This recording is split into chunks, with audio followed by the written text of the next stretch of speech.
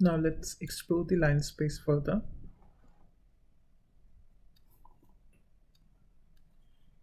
So this time, let's specify the endpoint equal to true. So as you can see, floats are represented between 1 and 10. By default also it's true. Now let's check what happens if we mark endpoint as false.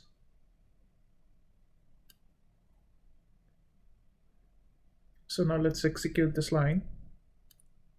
And as you can see, 10 equally spaced floats are represented between 1 and 10. So 10 is not included here.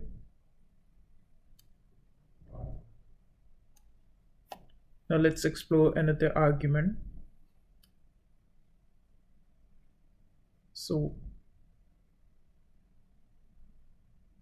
let's specify the data type as int. As now you can see, instead of floats, integers are represented between 1 and 10.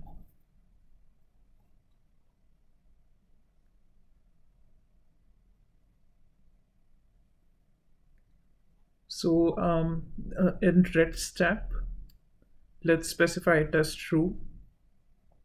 So it basically gives you the exact step or the difference between the preceding and succeeding number.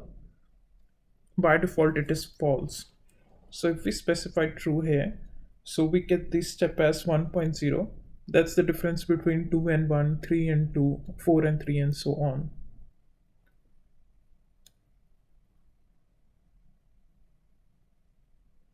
By default, if it doesn't specify the number, so it gives basically 50 values between 1 and 10.